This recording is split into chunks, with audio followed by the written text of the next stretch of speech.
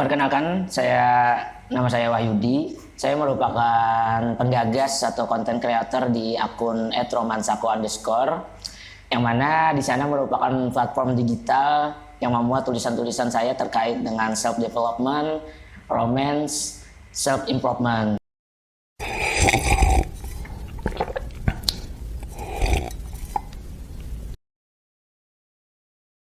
Baik, jadi kalau latar belakang pendidikan saya pribadi itu sejak madrasah ya, kalau pada umumnya mungkin SD itu di Madrasah Sungai Lulut, Madrasah Ibtidaiyah Negeri. Nah, terus lanjut masuk ke jenjang yang sama bidangnya, yaitu bidang agama juga di Madrasah Sanawiyah.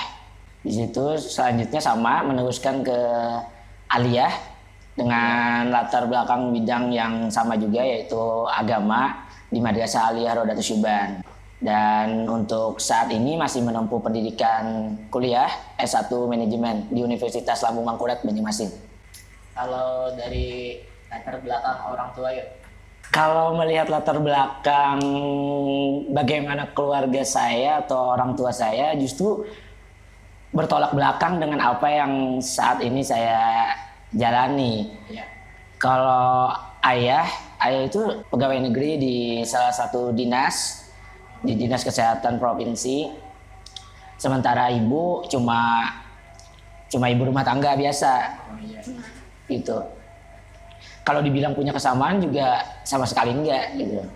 Kita mempunyai perbedaan yang cukup jauh dari bidang yang diuleti gitu lah. Jadi motivasi awalnya nih, kamu ini kan bisa jadi konten kreator. Sebelumnya kan mungkin ceritanya gimana nih? Baik, Awal-awalnya muncul. awal-awal cerita Iya, terbentuknya lah ya. Ya. Jadi pada awalnya memang iseng aja ya membangun akun Romansako. Kalau dilihat mulai sejak kelas 10 aliyah ya, itu sudah mulai suka menulis cerita, novel, sudah pernah menerbitkan buku juga secara indie. Tapi kalau cuma menulis secara menerbitkan buku fisik ya, saya mulai merasa bahwa dari situ aja merasa belum cukup gitu. Mulai terpikir adanya bagaimana saya pribadi untuk membranding diri saya agar bisa ibaratnya mendorong lah gitu. Nah, dari situ terus didukung lagi dengan keadaan waktu itu yang memang lagi rapuh-rapuhnya, sakit-sakitnya. Karena kan kalau kita sering melihat keadaan di mana zaman-zaman SMA itu kan zaman-zaman di mana asik-asiknya mengenal cinta, mengenal perasaan yang perasaannya mulai terbentuk lah dari situ. Dari situ mulai suka kasih kode-kode semacam tulisan, mencoba mengumbar apa yang sedang waktu itu rasakan melalui tulisan. Nah, dimulai dari situ sih dulu. Kenapa rame kan Instagram tentang tulisan-tulisan gitu kan? Itu kan tentang perasaan-perasaan gitu kan? Yeah. Berarti sering galau ya? Kalau dulu ya orientasinya memang akun ini pada awalnya untuk kebutuhan pribadi, karena waktu itu untuk mencari teman berbagi cerita curhat itu rasanya sulit, karena kalau melihat tipikal pribadi itu sisi yang introvert lah, yang kurang bisa bergaul dengan orang gitu. Jadi pelampiasannya ya memang ke akun itu waktu itu. Nah itu. Tapi kalau melihat sekarang sudah berubah, mulai bergeser lah. Jadi pada waktu itu ini ingin mengungkapkan kegalauan ya. Ternyata juga banyak juga yang galau ternyata sama gitu kan. Lalu makin banyaklah antusiasnya ya. Tapi dari akun ini gitu kan, maksudnya itu banyak sekali itu followernya itu. Gimana caranya, apakah beli gitu, gimana? Memang caranya ya, kalau bicara soal insight atau performa dari Instagram sendiri, memang tidak segampang yang kita lihat saat ini ya. Memang perjalanan dari Romansaku sendiri menuju dari 1 followers ke 100.000 itu memang memiliki perlu effort yang luar biasa. Nah, kalau waktu itu memang karena orientasinya hanya untuk kebutuhan sendiri, pribadi, men-share tulisan, jadi memang perlu komitmen di dalam membangun branding Romansaku ini sendiri. Akhirnya, dan kebetulan memang karena tulisannya ini relate dengan orang-orang banyak, akhirnya dari situ banyak orang-orang nge-repost tulisannya, dan pernah sekali atau beberapa kali ada akun-akun yang besar juga yang merepost. Dan mulai dari situ akun kita mulai berkembang, mulai dikenal oleh Lambe Turah, dikenal kreator-kreator lain, selebgram. Nah, dari situ mulai alhamdulillahnya orang-orang makin banyak mengenal gitu. Kalau strateginya ya, maksudnya kamu cara menguploadnya atau jangka waktunya, ada target khusus atau gimana gitu kan? Apakah gimana? Kalau untuk strategi, sebenarnya kalau dikatakan strategi, nggak strategi juga ya, karena akun ini sendiri dibuat secara naluriah hati aja. Kapan waktu memang perlu ngepost, kapan memang ada tulisan inspirasi. Nah, kalau dilihat dari sekarang, memang saya pribadi biasanya mengumpulkan beberapa tulisan dulu di note di HP. Nah, jadi untuk itu tuh untuk keperluan beberapa minggu biasanya gitu. Jadi kalau hari ini memang mau ngepost, kita kopas aja dari tulisan yang sudah kita sediakan. Ibaratnya kita mempunyai database tulisan kita pribadi untuk kita stok di situ. Nah, di situ. Jadi memang kalau mau membangun sebuah branding itu memang yang diperlukan adalah komitmen kita pribadi, komitmen dan keuletan kita. Itu sih. Berarti tidak ada target nih, 1 minggu harus berapa gitu? Nggak ada sih, Pak. Nggak ada. Cuma setiap hari ada aja? Setiap hari kita usahakan, karena memang kalau bicara algoritma Instagram itu, kalaunya kita berhenti ngepost atau nge-stuck beberapa hari, itu algoritmanya insight-nya akan turun. Nah, kita berupaya untuk menjaga itu, untuk bisa tetap stabil. Nah, itu terus. Soalnya aku boleh minum? Minum. Wadah produksi aja kan followernya cuma 900 kan. Nah, jadi bingung nih caranya gimana sekiranya. Nah, ya mendobrak lah kan. Iya. Nah, itu kan melihat Romansaku ini kan, aduh followernya banyak banget gitu kan. Alhamdulillah. Nah, jadi itu siapa tahu ada strategi khususnya kan. Kalau boleh memberikan gambaran kenapa akhirnya Romansaku bisa berkembang sampai saat ini, yang pertama mungkin branding kita itu harus paham niche atau niche kita itu arahnya kemana. Kalau Romansaku itu kan orientasinya ke self development, pengembangan diri, yang kadang psikologi seseorang. Nah, dari situ orang-orang banyak merasa relate. Nah, kalau kita bicara brand-brand orang lain, kalau katakanlah itu ada production kan, itu arahnya ke wedding kan, pernikahan. Nah, kalau boleh saran nih, kalau boleh menyampaikan, bisa aja kita buat konten-konten yang arahnya memang ke perweddingan, pernikahan itu, tips-tips. Nah, itu yang membuat orang lain merasa relate ini sih. Habis ini mungkin bisa kita collab Romansaku dan. Nah, itu kan dari 2017. Iya. Oh, kalau Romansaku ini mulai 2018. Nah, 2018, 2019 berapa tahun sudah? 3 tahun. Cuma 3 tahun. Itu perlu, kalau story itu apakah harus setiap hari gitu kan? Kalau di Romansaku story-nya biasanya ada terus juga nggak? Kalau cuma paid aja? Kalau Romansaku sendiri akhir-akhir ini mulai mengimbangi antara feed dan story. Karena kalau kita bicara soal sosial media itu kan bicara soal interaksi kan. Iya. Nah, jadi kalau di feed saja interaksinya kan paling di komen, di like dan itu. Dan kalau kita lihat di Instastory, alhamdulillahnya orang-orang banyak yang nge-reply. Nah, itulah bagaimana tugas kita sebagai kreator untuk membuat konten-konten yang mempunyai arah ke interaksi itu sendiri. Nah itu sih. Berarti sering seperti kayak pertanyaan gitu bisa biasa Bisa.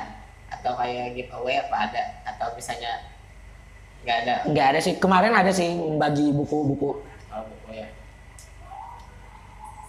Apakah ada yang apakah bisa nih di Roman Sako ini misalnya menerima apa tadi Promote lah. iklan Oh. ya itu Sebenarnya kalau untuk iklan Romansaku berkomitmen untuk belum dulu. Karena kemarin sudah pernah mencoba dan sejauh ini memang tawaran-tawarannya memang belum ada yang pas gitu. Nah, brand-brand yang menawarkan dirinya untuk kerjasama dengan Romansaku belum ada yang pas lah gitu lah. Dan bicara soal iklan, kita bicara tentang bagaimana cara menjaga teman-teman nama baik, juga salah satunya teman-teman followers yang sudah antusias dengan akun ini. Karena kalau saya pribadi aja kurang suka diiklankan kan gitu, ditawari sesuatu. Nah, pernah kemarin bulan Oktober kalau nggak salah kita pernah membuka paid promote dan alhamdulillah ada kerjasama dengan brand kosmetik. Nah, di situ bagaimana cara kita mengiklankan itu tanpa harus terlihat mengiklankan. Nah, jadi antara iklan tetap dijadikan sebagai bahan konten. Nah, itu akhirnya bisa menambah interaksi dari followers juga sih. itu apakah lebih tadi kan lebih ke self improvement Iya. Pak istilahnya Pengembangan diri. pengembangan diri ya, tapi apakah lebih banyak ke self improvement atau percintaan? Aduh. Karena Kalau memang yang menarik ini pasti percintaan. Iya, memang. Lebih cepat gitu kan. Betul. Kalau melihat arahnya lebih banyak kemana, kayaknya masih imbang deh. Iya. Karena sesuai mood juga kan menulisnya ini, sesuai apa yang dirasakan juga dan apa-apa yang teman-teman di sana ceritakan. Karena kadang banyak teman-teman di sana yang nge-share ceritanya tentang masalahnya di keluarga, broken home, dengan percintaan mereka. Nah, jadi itu sih yang merupakan inspirasi saya dalam menuliskan. Jadi imbang aja. Apa yang memang jadi inspirasinya kita tuliskan di situ. Tapi arahnya memang kedua itu yang lebih dominan. Oh, berarti tulisan ini apakah ada juga maksudnya dari teman-teman yang lain yang misalnya mengirimkan atau Kalau dari tulisan teman-teman tidak. Oh ya. Jadi semua tulisan itu pure dari saya pribadi, tapi memang inspirasinya dari orang banyak gitu. Sosial media waktu itu apakah di sosial media itu Instagram tuh lagi rame-ramenya? Kalau Tahun 2018 ya? tahun 2018 itu kayaknya belum seramai sekarang deh. Kalau di circle yang menurut penglihatan saya ya. Karena memang waktu itu masih coba-coba juga.